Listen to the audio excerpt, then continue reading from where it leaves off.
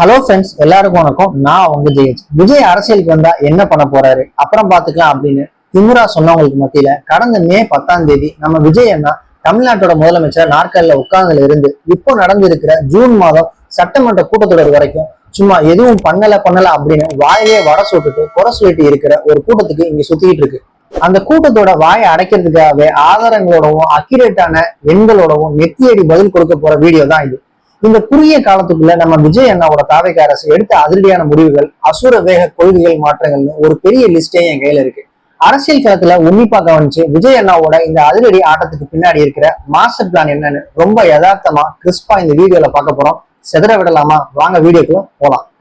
முதல்ல சாதாரண அடித்தட்டு மக்களுக்கு விஜய் அண்ணா சிஎம் ஆனதுக்கு அப்புறமா என்ன மாற்றம் கிடைச்சிருக்குன்னு பார்ப்போம். சொன்னபடியே தமிழ்நாட்டுல இருக்கிற எல்லா வீட்டுக்கும் 200 யூனிட் இலவச மின்சாரம் கொடுக்குற திட்டத்துக்கு சட்டுன்னு ஓகே சொல்லி தகுதியுள்ள பெண்களுக்கு மாசம் 1000 வழங்குற உரிமை தொகை திட்டம் மூலமா இப்போ எந்த புரோக்கரும் இல்லாம நேரடியா அவங்க பேங்க் அக்கௌண்ட்டுக்கே பணம் போக ஆரம்பிச்சிருக்கு.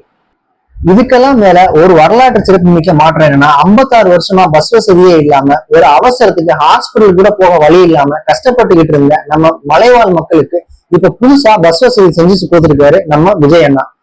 இத அந்த கிராமத்து மக்கள் இப்போ முகத்துல பெரிய சிரிப்போட டவுனுக்கு போயிட்டு வராங்க. அடுத்த மாற்றம், சட்டம் ஒழுங்குல அவங்க காட்டின அசுர வேகம். பெண்களுக்கு எதிராக நடக்கிற குற்றங்களை உடனே ஸ்பாட்லயே விசாரிச்சு ஆக்ஷன் எடுக்க பெண்களுக்கு மட்டும் கொண்ட ஒரு ஸ்பெஷல் போலீஸ் டீமை உருவாக்கியிருக்காங்க.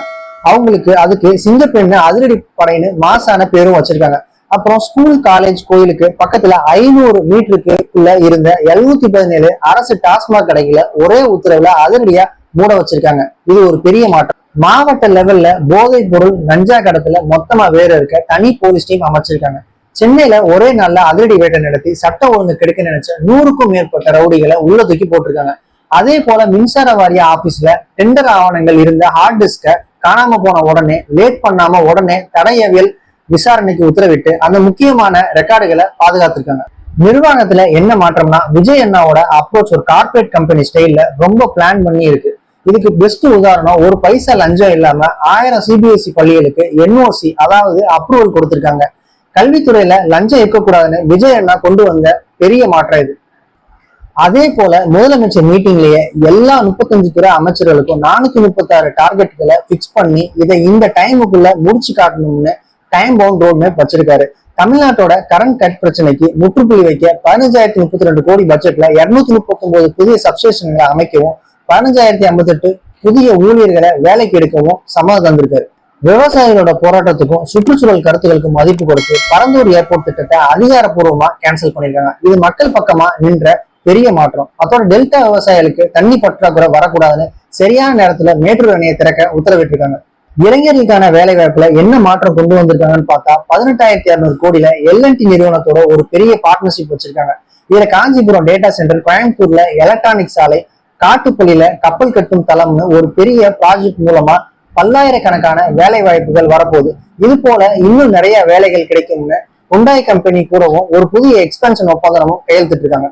மத்திய அரசு விஷயத்துல மற்றும் தமிழ்நாட்டோட உரிமைகள்ல என்ன மாற்றம்னா, நம்ம ஸ்டாண்ட்ல ரொம்ப ஸ்ட்ராங்கா இருக்கும். கர்நாடகா மேகதாது அணை கட்டுறதுக்கு எதிராக நம்ம சட்டமன்றத்துல ஒருமனதா தீர்மானம் போட்டு சுப்ரீம் கோர்ட்ல நம்ம கேஸை பலப்படுத்த சொல்லியிருக்காங்க. டெல்லியில நடந்த நிதி ஆயோக் மீட்டிங்ல போன முதலமைச்சர் விஜய் அண்ணா மத்திய அரசுக்கு முன்னாடி 3 முக்கியமான கோரிக்கைகளை வச்சிருக்காரு. முதலாவது, தமிழ்நாட்டு நீட் தேர்வுல இருந்து நிரந்தர விலக்கு வேணும்.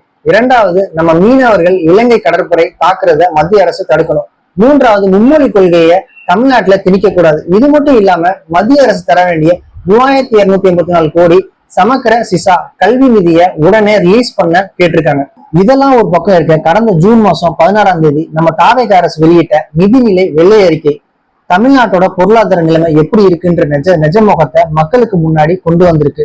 முந்தைய அரசு கிட்ட இருந்து நமக்கு எவ்வளவு பெரிய கடன் சுமை வந்திருக்குன்றத விஜய் அண்ணாவோட அரசு இந்த அறிக்கையில ஆதாரத்தோட சொல்லியிருக்காங்க. அதாவது தமிழ்நாட்டுக்கு இப்ப மொத்தமா 13.18 லட்சம் கோடி ரூபாய் கடன் சுமை இருக்கு. இதுல 10 லட்சம் கோடி ரூபாய் நேரடி கடன், வருவாய் பற்றாக்குறை 78,324 கோடி ரூபாய் இருக்கு. நம்ம அரசோட மொத்த வருமானத்துல 64.4% சம்பளம், பென்ஷன் மாதிரியான கமிட்டட் செலவுக்கு போயிடுது. இதுக்கெல்லாம் முக்கியமான காரணம் மின்சார வாரியத்தோட 2.47 லட்சம் கோடி ரூபாய் கடன் தான். ஆனா இந்த இக்கட்டான நிதி நிலைமையிலும் மக்கள் நலத்திட்டங்களை விஜய் அண்ணா தோய்வு இல்லாம மாசா கொண்டு நடத்துறாரு. அரசியல் மாற்றம் ஆட்சி அதிகாரத்துல என்ன மாற்றம் கொண்டு வந்திருக்காங்கன்னா, தான் கூட இருந்த கூட்டணி கட்சிகளுக்கு மரியாதை கொடுக்கிற விதமா பட்டியல் சமூகத்தினர் மற்றும் IUML விசிகா காங்கிரஸ் கட்சிகளை சேர்த்து கொண்டு 35 அமைச்சர்களோட ஒரு கூட்ட அமைச்சரவையை அமைச்சிருக்காங்க. இது ஒரு வரலாற்று மாற்றம். அது மட்டும் இல்லாம அரசு வேலைகள்ல ஆளுங்கட்சியினரோட அரசியல் தலையீடு எதுவும் இருக்கக்கூடாது, லஞ்சம் இல்லாத நேர்மையான மற்றும் வெளிப்படையான நிர்வாகம் மட்டும்தான் நடக்கணும்னு அதிகாரிகளுக்கு ரொம்ப ஸ்ட்ரிக்டா ஆர்டர் போட்டிருக்காங்க.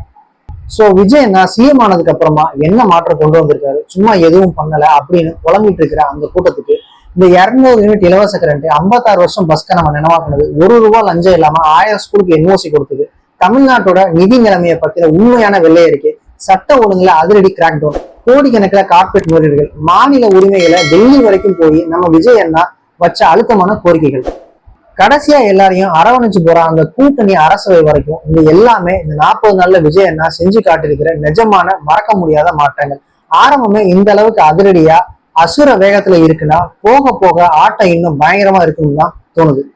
ஆனா இதே வேகம் இதே துல்லியம் 5 வருஷத்துக்கு இதே கன்சிஸ்டன்சியோட தொடருமா? அதை நம்ம பொறுத்திருந்துதான் பார்க்கணும். இந்த 40 நாள் ஆட்சியில முதலமைச்சர் விஜய் அண்ணாவோட எந்த அதிரடி மாற்றம் உங்களை ரொம்ப கவர்ந்தது? கெத்தா கமெண்ட்ல சொல்லுங்க. இந்த வீடியோ உங்களுக்கு பிடிச்சிருந்தா லைக் பண்ணுங்க, ஷேர் பண்ணுங்க, கமெண்ட் பண்ணுங்க. மறக்காம நம்ம சேனலை சப்ஸ்கிரைப் பண்ணிட்டு பக்கத்துல இருக்க பெல் ஐக்கனை தட்டி விட்டுருங்க. அடுத்த வீடியோல உங்களை சந்திக்கிற வரைக்கும் நான் உங்க JH. பாய்.